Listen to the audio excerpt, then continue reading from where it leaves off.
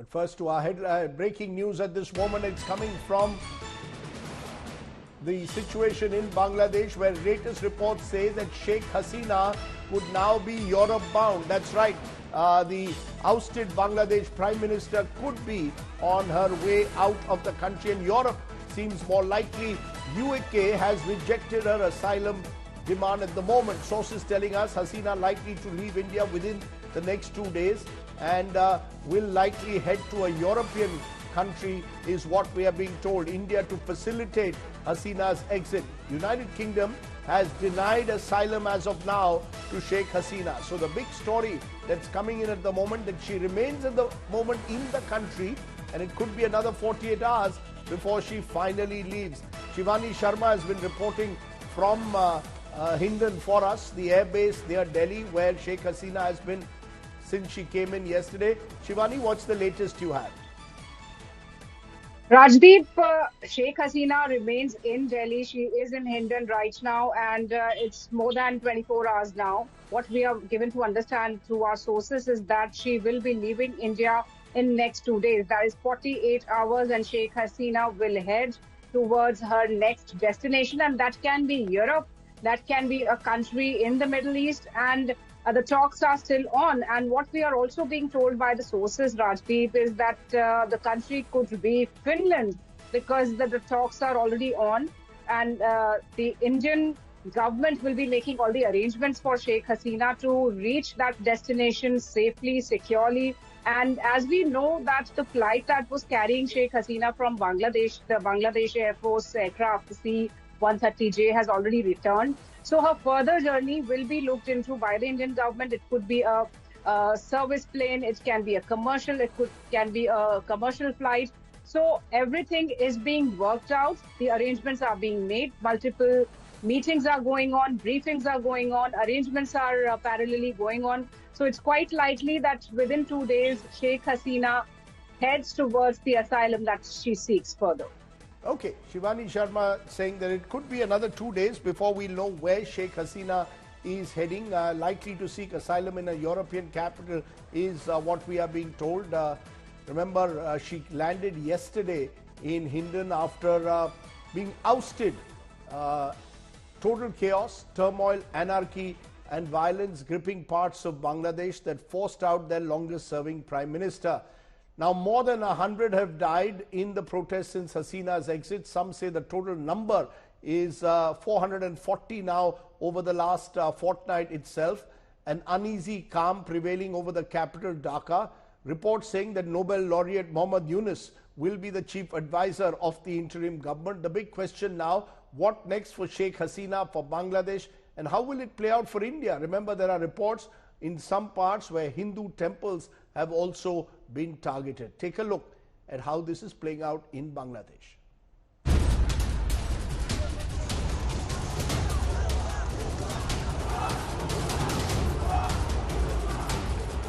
Bangladesh descended into anarchy in the hours that followed Sheikh Hasina's escape from the country.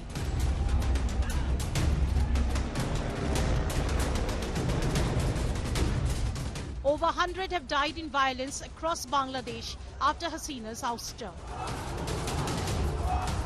Angry protesters took down Mujibur Rahman's statue and formed the streets of Dhaka.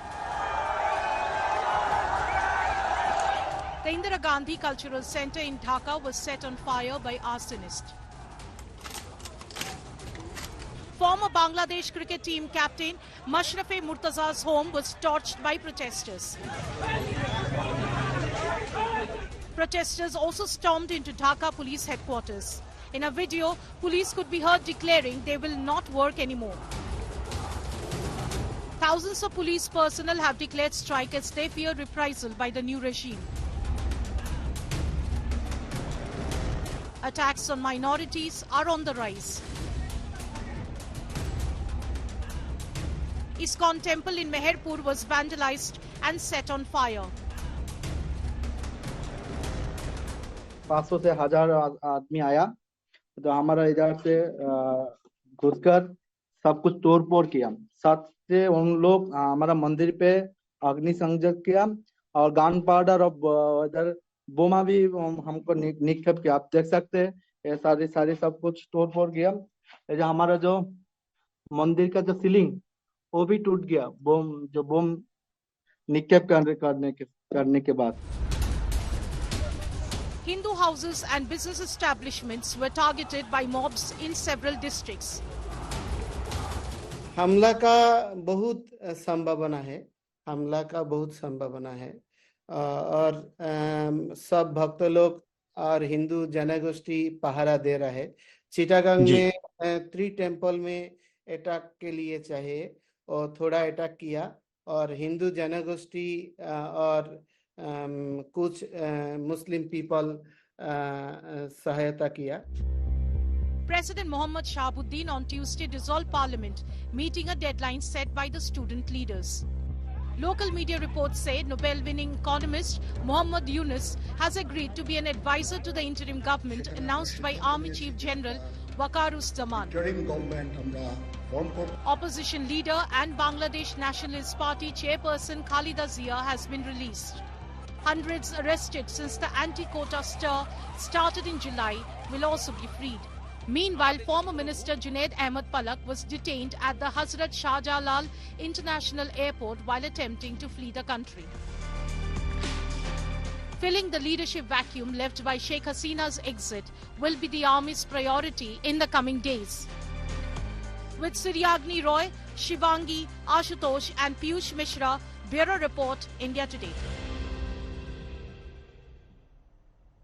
Now, India continues to keep a close watch over that situation in Bangladesh. The External Affairs Minister S Jaishankar addressed Parliament over the political turmoil in that country. Jaishankar said India is in regular touch with the army there and is monitoring the situation, the law and order situation. The minister also said India has urged restraint amidst reports that minorities are being targeted, Hindu minorities in some parts.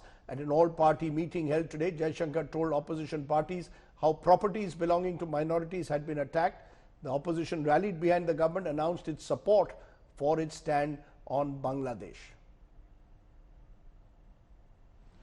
What was particularly worrying was that minorities, their businesses and temples also came under attack at multiple locations. The full extent of this is still not clear. We are also monitoring the situation with regard to the status of minorities. There are reports of initiatives by various groups and organizations to ensure their protection and well-being. We welcome that, but will naturally remain deeply concerned till law and order is visibly restored. Let's raise some big questions now. Is an unstable Bangladesh a danger for India? Should India be simply playing wait and watch politics as of now? Are the Hindu minorities safe in Bangladesh? Should India be wary of a Pakistan-China axis emerging with Dhaka? Some of the questions I will raise. Humayun Kabir is former Secretary, Ministry of Foreign Affairs of Bangladesh, one of the country's leading voices on foreign affairs. Anil Trigunayat is former diplomat, someone who served in Bangladesh. Brahma Chelani, strategic affairs expert. Miti Sanjana is advocate at the Bangladesh Supreme Court in Dhaka. Irfan Nuruddin joins me from Washington. He's professor there at Georgetown University. I appreciate all my guests joining me from different parts of the world, really. But I want to come to you, Humayun Kabirji, first. Give us your sense, 24 hours since Sheikh Hasina has left Bangladesh. Reports suggest till 100 people have been killed just in the last 24 hours. Can we hope for peace and normalcy to return? There are some green shoots of it, but are you confident that now that she's out of the country, peace will return? Yes, thank you very much. Yes, I am confident and things are, I would say, coming back to normalcy. For example, since this morning, there is no curfew. Offices, schools, shops have opened and lives in Dhaka and other cities have come back more or less normal. And I think with regard now, maintaining the stability, as you have rightly pointed out, stability is the priority number one. And I would say police is not available, I mean, not seen on the street because of the hiccups that they had to face during the last few days. But students themselves have come down to the streets and they have today managed the traffic.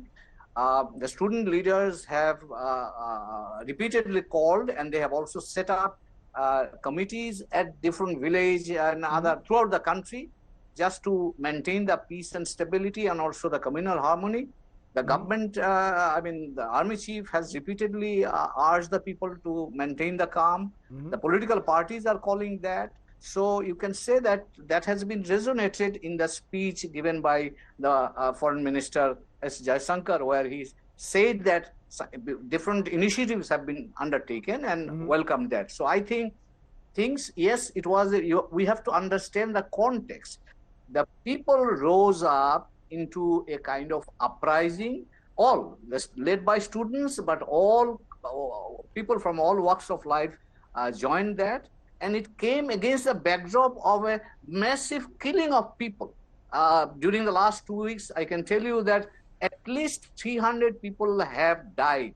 And police used a shoot at sight, they shot people at sight. And also, but that doesn't, Mr. Kabir, so much of killing took place, and that really, I would say, that really made people very angry. May I stop you for a moment just to say that that does not justify the kind of street violence that we've seen even in the last 24 hours. It doesn't justify the attacks, targeted attacks on Awami League ministers and indeed their houses. Even former Bangladesh cricket captain Mashrafe Mortaza, who's an MP of the Awami League, his house has been burned down. And it doesn't justify the attacks on Hindu shrines as well as on minority establishments. So what was seen as rage against Hasina's administration and government at one level turned into anarchy and targeted attacks on specific businesses and houses. Oh, well, I fully agree with you that, there shouldn't be that kind of things happening. But, well, as you know, when people get really angry, and this anger is not, it was building up over the years for the last, at least from 2014 onwards, the people had no rights. They couldn't exercise their franchise. There was a heavy-handed rule.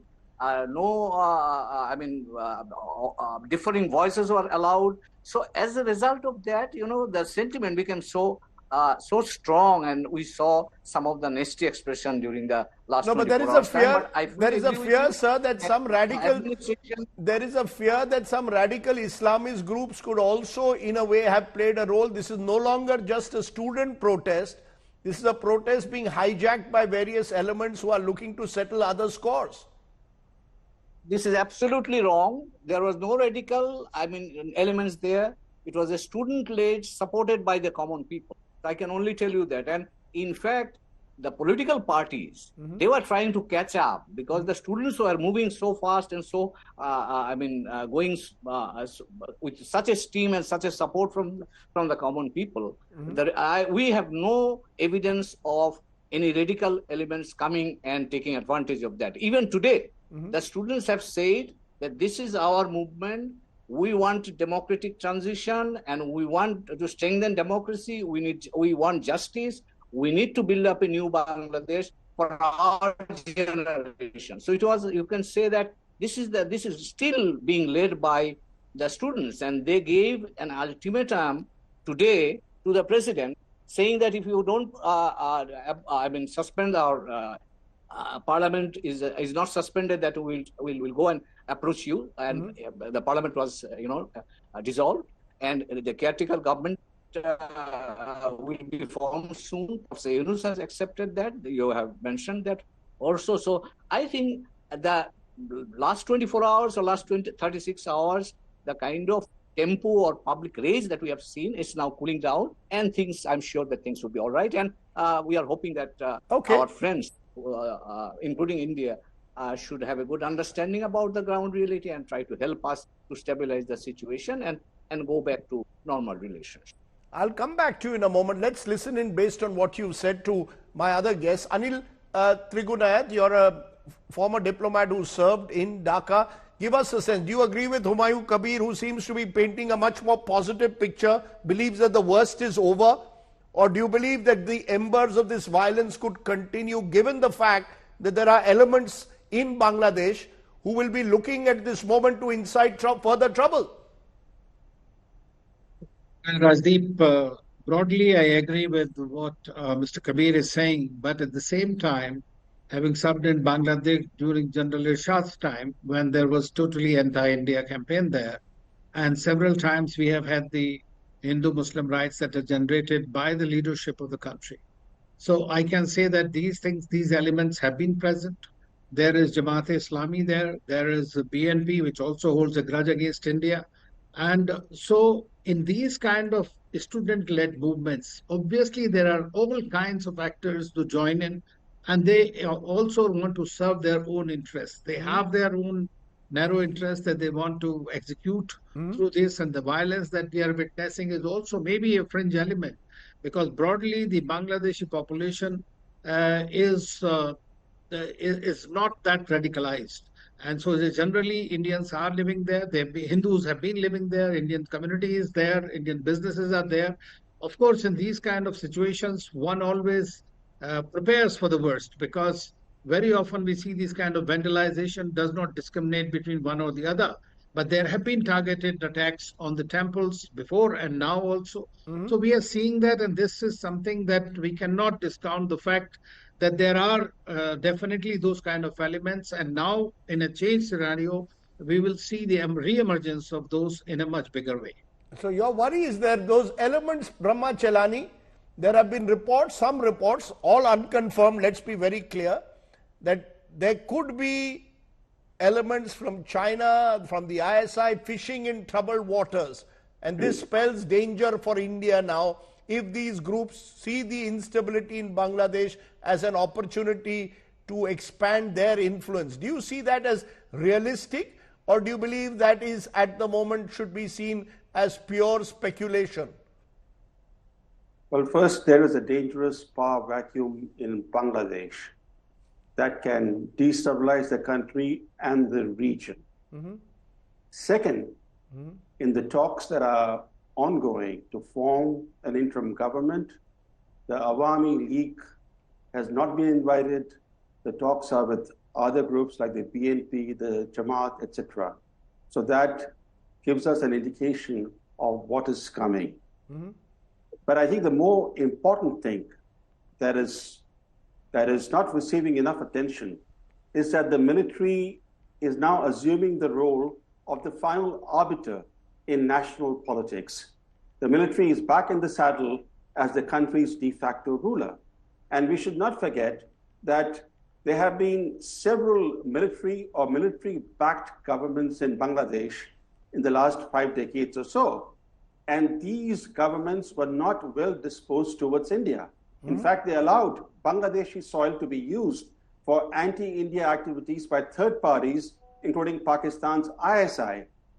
Islamist forces were allowed to grow under these regimes. Today, with the military back as the final arbiter in national politics, Bangladesh could become a playground for Pakistani and Chinese interests against India, including efforts to destabilize India's vulnerable northeast. Okay. In fact, in the bigger scheme of things, the developments in Bangladesh represent a major strategic setback for India. I don't think India has suffered such a major strategic setback in many years, because we should not forget that India's longest border is not with Pakistan or with Tibet. The longest border is with Bangladesh, and that border is entirely porous. It's a border that cannot be effectively controlled. So when there is violent upheaval in Bangladesh or the rise of Islamist forces, this obviously will have cross-border implications, important implications for India's security. And the overthrow of Hasina's government and the return of the army to politics has put India's vital interests at stake. And these interests range from the security of India's northeast, India's transit rights to Bangladesh, the kind of defense, security, and counterterrorism cooperation India had built with Bangladesh, India's major investments in Bangladesh, and India's cooperation with Bangladesh to control illegal migration to India, including by the Rohingya. Now, all these interests are at stake. And the developments are not only a boost to Islamic forces, but also, as you pointed out in your initial comments, they raise new threats for the vulnerable Hindu minority, as the arson attacks on some temples in the last 2 days have shown. I'm going to stop you there. You've raised various questions that deserve a response from Bangladesh itself. Let me bring in Miti Sanjana. She's advocate at the Bangladesh Supreme Court, Dhaka. Remember, lawyers and students have played a major role in what we are seeing developing in Bangladesh. Miti Sanjana, do you go along with that view being expressed by some in India that Islamist forces could have a role to play on the street in particular, and these are danger signals for India? Are you confident that some element of order will be restored and we will not have a leadership vacuum now in Bangladesh? Well, first of all, I'd like to tell that, Bangladesh constitutionally is a secular country, and, our, Muslim brothers and, sisters who are devoted Muslims and practicing Muslim, all the time they actually respect the rights of the minority, the Hindu community, and vice versa. You see, yesterday we have heard about some isolated event, one or two, where there was, some communal attack. And you know that, last night the religious leaders and, some imam of the mosque, they have actually, along with the madrasa students, they were actually safeguarding the community. They were actually standing in front of the biggest Hindu temple in Chattogram whole night. So I think, Bangladesh is a land of religious harmony, and surprisingly, before election... No one doubts that a majority of Bangladeshis want religious harmony. The worry is the kind of instability being created on the street will give an opportunity to radical elements to take over. Is that not a fear which is valid being expressed in this country at the moment? Well, I don't think it's a fear, because I'm telling you the reason. Because you see, when there is election, any upcoming election, or when there is any kind of political reform, you will see that the communal attack, they actually take place. So surprisingly, before election or any kind of major change. So we strongly believe, and we all know that this is actually, done by some people who actually gain some benefit out of these things, and this is a selling point. So when you say Islamic militant, or when you say about communal attack, then it's very easy to sell to the West, and that's a selling point. When a person is devoted, you call it devotion. You cannot just label it as extremism. So in all religion, there are people. So you're saying these targeted attacks are fringe elements. At the moment, they do not represent majority view in Bangladesh. But Irfan Nuruddin... Not at all. Okay, not at all. Irfan Nuruddin, you're there in Washington, and there's a belief that America also has had some role to play in some form in what is happening in Bangladesh at the moment. That the Americans themselves have not entirely been hands-off. Do you go along with that? Is there a concern, legitimate, that the Americans have not entirely been neutral umpires in what's going on in Bangladesh? There are no neutral umpires in geopolitics, Rajdeep, as you well know. Right? India is not a neutral umpire either. India had a clear interest in keeping Sheikh Hasina in power because of a perceived sense that she was pro-India. The simple truth is that maybe with the exception of India, Sheikh Hasina had very few supporters and friends more generally. She had taken Bangladesh's democracy and turned it into effectively a dictatorship, autocracy. The last election in January was widely seen as rigged, fraudulent. The reforms passed under her government to suppress the freedom of speech, the controls on digital media, on civil society have been tremendously regressive. And so the unpopularity of the Bangladeshi government, both domestically and raising concerns internationally about the quality of the democracy, are pretty common in that regard. India chose to ignore a lot of the concerns about Sheikh Hasina's anti-democratic actions because of a sense that she was avowedly pro-India, but as a result has painted itself into a corner where now, unfortunately, a really important partner, a potential partner, with which, as several of you have pointed out, we share the longest land border, is going to be ruled, at least in the immediate future, by elements that are avowedly anti-Sheikh Hasina and see India as having been one of her main supporters. So it's an own but goal. should is the United States worried about this becoming a recipe for chaos? It's one thing for the United States to suddenly tell the world, remind Hasina that she was no longer a democrat, she's a dictator now. But once again, a leadership vacuum will be left, which could be filled in by elements that may become uncontrollable at some stage. I think that's undoubtedly a concern. I mean, the U.S. is going to have two main interests. One is obviously the vacuum. The second is that vacuum potentially gets filled by China. So if Sheikh Hasina was seen as being pro-India in the region, the corollary of that is that she was seen as less sympathetic to maybe Chinese strategic interests in the region. The big X factor for the United States, where maybe the US and India have common ground on this regard, is if whatever comes next is seen as being more pro-China than not. Pro-Pakistan, I think, is irrelevant.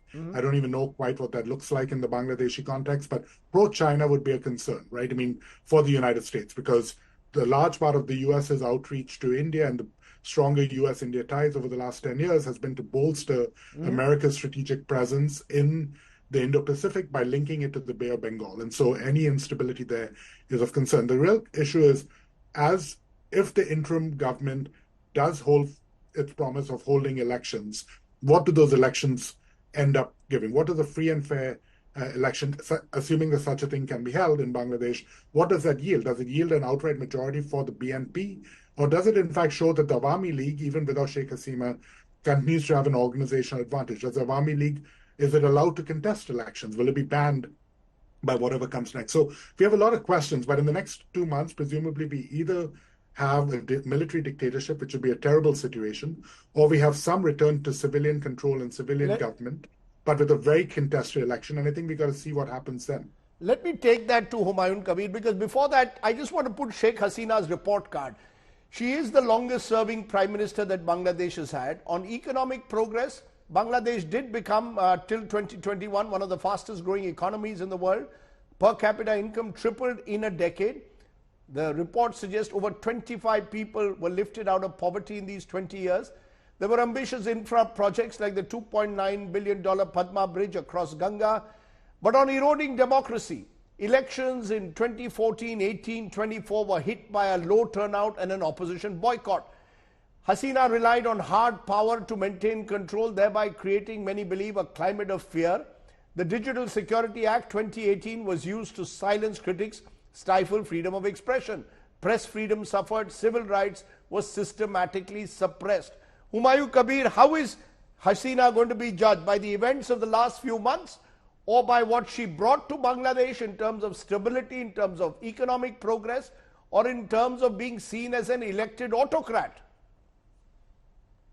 Well, thank you. Thank you very much. Let me tell you, since Bangladesh is relatively a new nation, so I myself was a freedom fighter in 1971, trained in India. So I can tell you the aspirations that we had as a young man. The first one was to get our democratic rights. So we fought for this, establishing that right. Second was, we were discriminated by Pakistan regime. So we thought that we will establish Bangladesh, a new country, to become discrimination free. Third thing, Pakistanis didn't give us the justice. We didn't get justice. So we thought that we will get justice. Unfortunately, I can tell you, during the last 15 years, despite all this physical progress or economic growth, big stories, the government failed to deliver on all three of these points.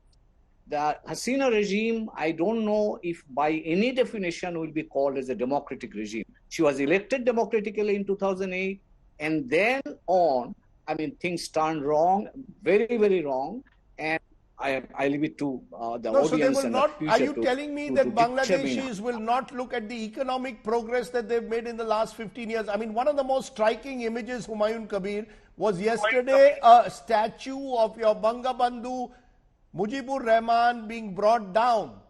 How will that fit in with your, you say you were part of 1971. Is Bangladesh now wanting to completely discard and disown the legacy of Mujibur Rahman, Sheikh Hasina and family? No, I mean, the Bangabandhu is a different issue altogether. Let me now finish my observation. The economic growth has created two societies in Bangladesh exactly against which we fought in 1971. The Bangladesh, the rich community or rich group, segment of population, the growth rate is highest in Bangladesh, while the people, mass people have been suffering, at least I would say after the COVID, we have been suffering. And the government was absolutely oblivious to the sufferings of these people when people were raising fingers at the massive corruption being taking place. The people who are at the official level, highest level government offices, they are being indulged in massive corruption, flight of capital. So, when we talk about economic development, it has to be for the people. But unfortunately, bulk of the people didn't get that benefit. I take your point that, it's not unusual to Bangladesh. We've seen that in Sri Lanka a few years ago. Economic inequality exists in this country, but to bring down a statue of Bangabandhu and the manner in which the Prime Minister's residence taken over, is Bangladesh saying no to Awami League? Is Awami League and its contribution going to be completely thrown out as a result of what's happened in the last 1 month? Well, I would say that the Hasina regime can give the answer for that better than me. The people have spoken yesterday, and now the rest, I think they can give the answer, I would say, better than me, because the Awami League was in power, and whatever they have done, they have got a payback yesterday. So I would not like to venture any further, but I can only tell you that this is a mass uprising, and this has been an accumulated results of the misgovernance during the last. I take your point, but at least. Okay, I take your point. Miti Sanjana, explain those images for us in India, who identified Bangladesh for a long time with 1971, with Mujibur Rahman, to see these statues being brought down. Is Bangladesh saying no to the entire Awami League legacy today? Well, you see, I strongly condemn this sort of vandalism, loot, and this just violence. But on the other hand, you have to remember that the Republican characteristics of Bangladesh in last 1 decade, I would say, has completely turned into an absolute monarchy. And, the freedom of speech, those have been suppressed. This regime actually controlled the entire media. The writers, they could not write. The singers, they could not sing. The composer, they could not compose. And you see, you are talking about the, we are, of course, we do not deny the, infrastructural development. About the infrastructural development, there were many developments. There are many mega projects, as you mentioned. But, the synonym of mega project is now the synonym of mega corruption, and these were basically the mega appetite for the government officials. So you're saying the anger is not against an individual, it's not against it's against it is against what Hasina, it's against what Hasina stood for, and therefore that is the anger. It's not against Mujibur Rahman, but it's more against what Hasina did over the last 10 years. Am I correct? And you see, she is basically an authoritarian, and she always just dismissed the people, and that has basically led her to face this pathetic fate, I would say. And we are just we are living in a we are caged in a palace. But people of Bangladesh, they want to live in a free cottage rather than a just I take your point, ma'am. Palace. I take your point. Anil Trigunayat, as you are hearing these voices from Bangladesh, did India miscalculate? Did we end up putting all our eggs in the basket of an autocrat who has paid the price for 15 years of autocracy? We put all our eggs in Hasina's basket, as Brahma Chelani earlier said. This could be one of our biggest strategic mistakes we've made in a long time. Well, I think that there somewhere, I think along the way, we missed carrying everybody along. But as far as I know internally, that we have connections with all political parties and all groups that have been established. But given the domestic politics of Bangladesh and the way Sheikh Hasina has been operating, I believe that there was, as you know, there was either a boycott or they were not allowed to contest the elections. So that created a problem. And India wanted stability in the region and in the neighborhood. That is something is very important. And to some extent, I would say that Sheikh Hasina was able to provide stability, progress, and growth in the country. Of course, very often this turns out to be skewed because the poor people became poorer, richer people become richer, and that is the story in most of South Asia, unfortunately, and that's why we see these kind of things. But it is not that it was a strategic mistake, and I can tell you from personal experience that we have contacts, we have outreach with every group, but then there are certain groups that are more aligned by virtue of their genesis with the Pakistan or with the ISI, and they also play their games in that. So you have to choose your partners very carefully in the but Mr. Trigunath, your point is well taken that we have to make choices. Hasina provided us the important stability that we needed on our eastern border. But the fact is, Brahmachalani, therefore, what could India have done? You see, if we had tried to take sides, India had very limited options, Brahmachalani.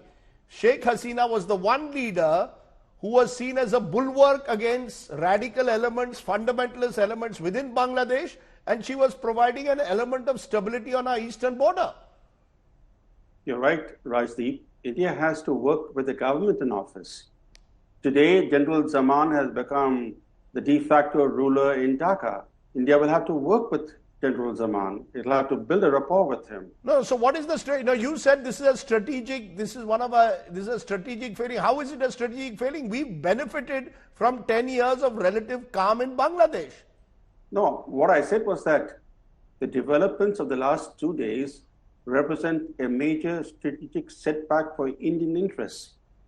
These developments will have a profound bearing on India's vital interests. Unfortunately, some of the external players did not help matters. For example, India's good friend, the United States, took a very hard line toward the Hasina government from last year. It threatened to slap sanctions on the Hasina government and its key officials.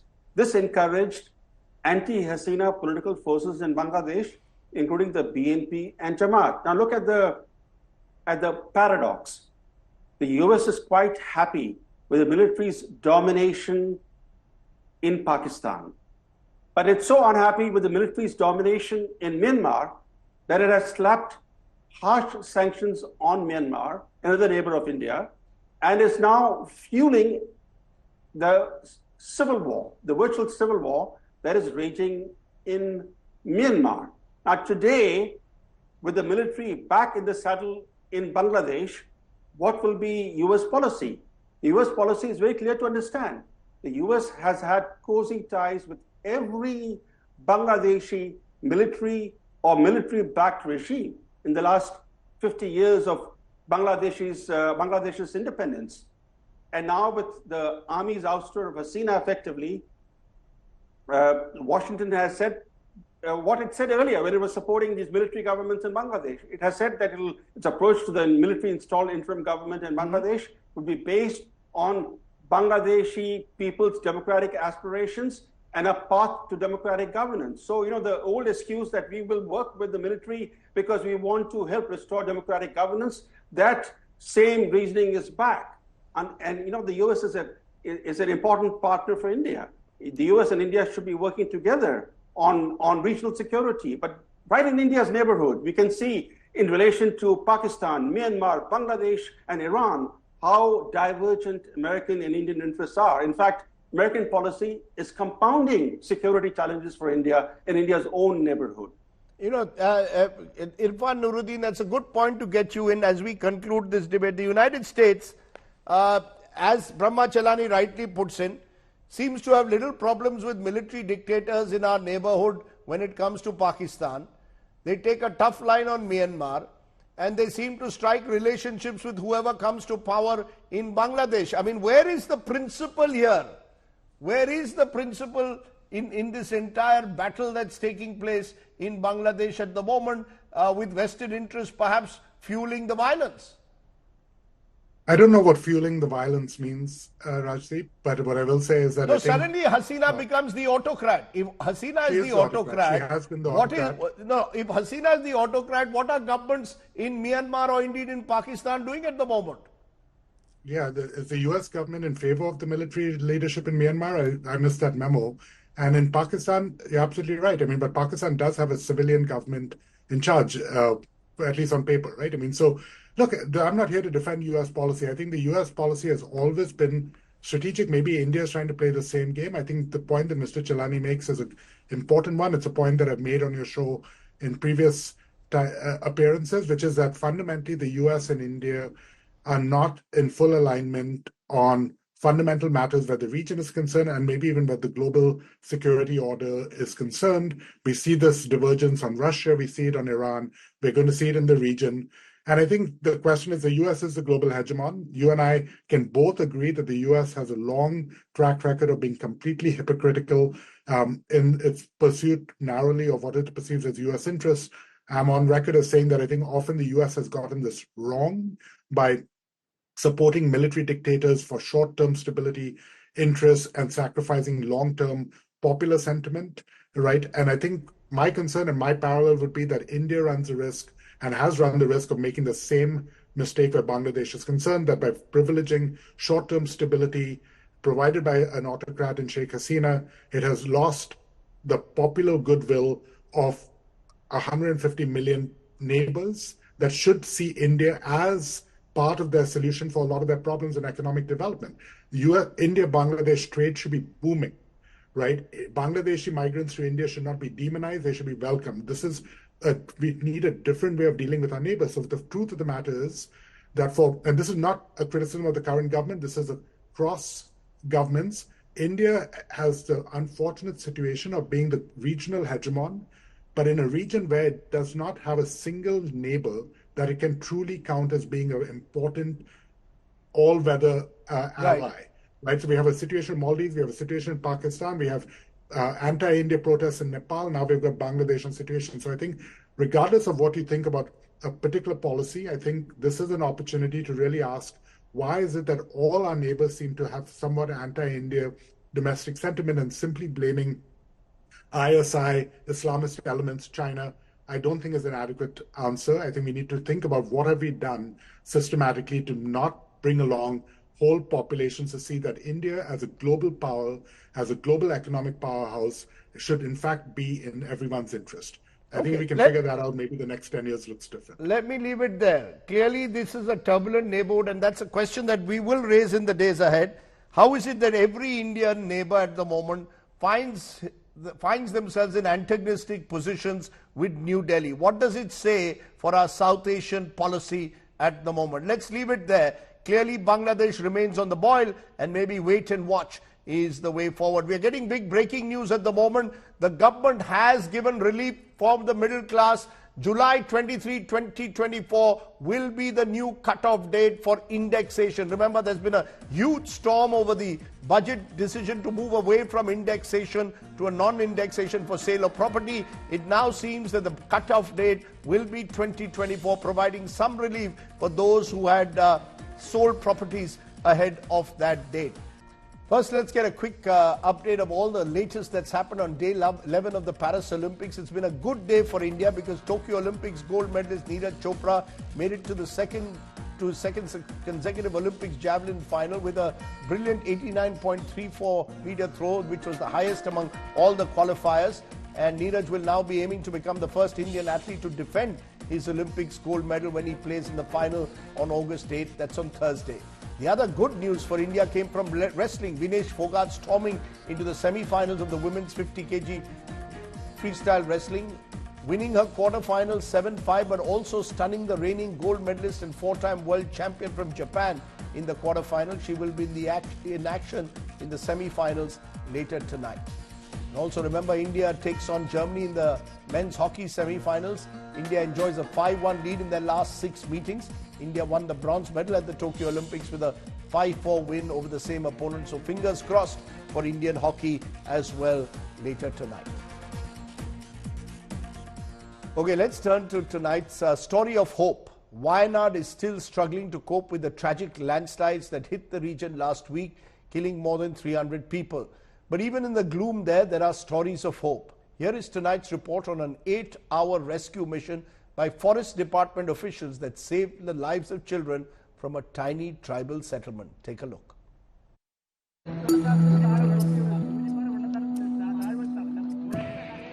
Little children strapped onto brave forest officers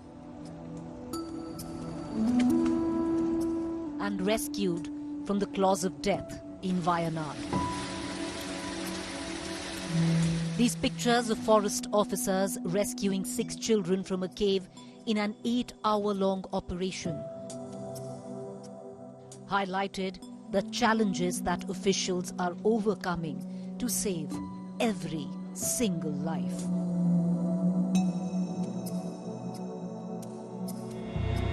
Kerala Chief Minister Vijayan, Rahul Gandhi and many others lauded the Kerala Forest Department for the commitment they showed in helping tribal families get the necessary help.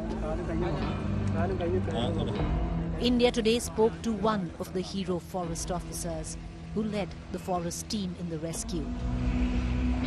And he told us about what made this operation so challenging. ആ ഭാഗത്ത് സന്ദർശിക്കാൻ പോയ സമയത്ത് അതിലൊരു അമ്മയും കുട്ടിയും കണ്ടിരുന്നു. അമ്മയും കുട്ടിയും അമ്മയും ഒരു 4 വയസ്സായുള്ള ആൺകുട്ടിയും അവരെ കണ്ട് ഞങ്ങൾ കാര്യം ചോദിച്ചാൽ അവർ പൊതുവെ ഒന്നും പറയില്ല.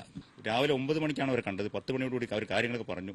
അപ്പോൾ ഈ 1, 2, 3 വയസ്സുള്ള കുട്ടികളാണ് ഭർത്താവായ കൃഷ്ണനൊപ്പം കാട്ടിൽ 7 കിലോമീറ്റർ അപ്പുറം കാട്ടിൽ ഒരു പാറപ്പത്തിനുള്ളിലാണ് താമസിക്കുന്നത് പറഞ്ഞു. അവർ ഒരു പണിയ വിഭാഗത്തിൽപ്പെട്ട ആളുകളാണ്. പക്ഷേ ഈ കുടുംബം വർഷങ്ങളായിട്ട് കാട്ടിൽ പാറപ്പത്തിലാണ് താമസിക്കുന്നത്. അതിൽ ആ 1, 2, 3 വയസ്സുള്ള കുട്ടികൾ അവിടെ ജനിച്ചതാണെന്ന് പറഞ്ഞു.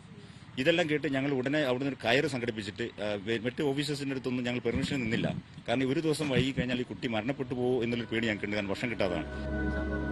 It was a 4-hour trek deep into the forests and 4 hours back. And these forest officers decided to strap the children close to their chests to keep them warm.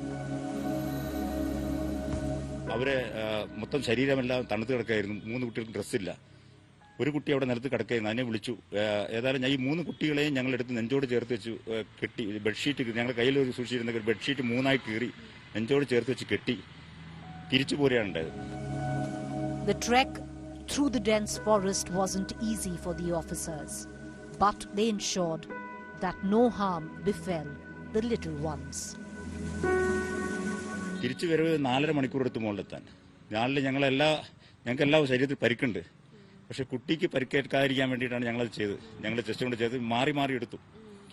ഞങ്ങളുടെ സ്റ്റാഫിന് എത്ര അപ്രീഷിയേറ്റ് ചെയ്താലും മതിയാവില്ല. നമ്മുടെ കൂടെ ജയചന്ദ്രൻ എന്ന് പറഞ്ഞ ഫോറസ്റ്റ് ഉണ്ടായിരുന്നു. പിന്നെ നമ്മുടെ അനിൽകുമാർ എന്ന് പറഞ്ഞ ഫോറസ്റ്റ് ഗാർഡ്, അതുപോലെ നമ്മുടെ ഒരു RRT അംഗമായിട്ടുള്ള അനൂപ് തോമസ് ഉണ്ടായിരുന്നു.